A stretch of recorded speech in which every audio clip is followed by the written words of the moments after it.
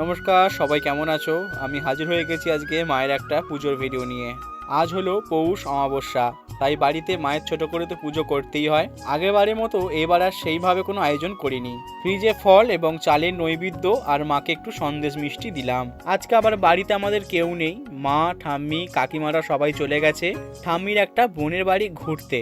আর যখন বাড়িতে মা নেই তখন তো সমস্ত কাজকর্ম আমাকেই করতে হয়েছে, তাই আমি আর সময় পাইনি মায়ের ভোগ তৈরি করার। বাড়িতে ফ্রিজে যা ছিল সেই দিয়ে মায়ের আর সেবা দিলাম। বাড়ির সমস্ত কাজকর্ম সেরে আমি চলিলাম ঠাকুর ঘরে মায়ের ফল আমান্য করতে। আসলে আমান্য কথাটা বললাম এই কারণেই, কারণ ঠাকুরের ফল কাটলে সেটাকে কাটা বলতে নেই, তাই আমান্য করলাম। আজকে ফলের মধ্যে তেমন কোনো কিছুই ছিল না। ফলে ছিল একটা কমলা লেবু, একটা আপেল, শাঁকালু এবং কলা। আর এখন ফল আমান্য করে মায়ের নৈবেদ্য সাজিয়ে নিলাম। নৈবেদ্যর মাঝে আতপ চাল দিলাম, আর তারপর দেব আমি সন্দেশ, ও তার সাথে যেটা ছাড়া মায়ের নৈবেদ্য সাজানো সম্পূর্ণ হয় না সেটাই আমি দিয়ে দিলাম, মানে বাতাসা। মায়ের নৈবেদ্য ছাড়াও অন্যান্য থালাতেও কিন্তু আমি ফল সাজিয়ে দিয়েছি। তারপর আমার কোষাকুষিতে আচমনের জন্য জল নিলাম, আর চরণামৃতের জন্য তাবার কুণ্ডুতেও জল দিয়ে দিলাম। মায়ের নৈবেদ্য সাজিয়ে আমি মায়ের ঘরের প্রদীপটিকে জ্বেলে দিলাম। তারপর যাচ্ছি ছাদেতে। আজকে ছাদে অনেকগুলো ফুল ফুটেছে, তাই ওই ফুলগুলোকে তুলতে গেলাম।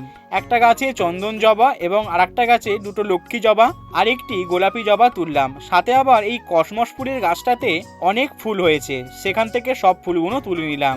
আর দুটো গাঁদা ফুল তুলে মায়ের মন্দিরে আবার ফিরে এলাম। আর এই চুবড়ি ফুলগুলো ঠাকুমা সকালে তুলে দিয়ে গেছিল। ছাদ থেকে আনা ফুলগুলো নিয়ে এবং চুবড়ির ফুলগুলো অনেক হয়ে গেল। তারপর আমি মায়ের গাঁদা ফুলের মালাটাকে ঠিক করছিলাম।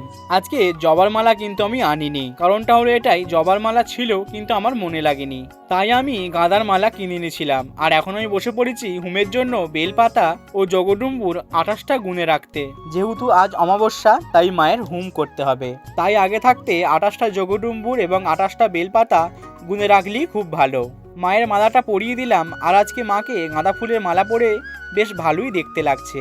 এইদিকে সমস্ত কাজকর্মকে গুছিয়ে রেখেছি, আর তারপর আমার মনে পড়লো আমার তো বাবা মহাদেবকে এবং নারায়ণশিলাকে স্নান করানোই হয়নি। তাই এখন আমার বাড়ি নারায়ণশিলা এবং মহাদেবকে এক পাত্রে বসিয়ে স্নান করিয়ে নিলাম। আর ছাদ থেকে আনা প্রথম চন্দ্রমল্লিকা ফুল আমি মহাদেবকে দিলাম।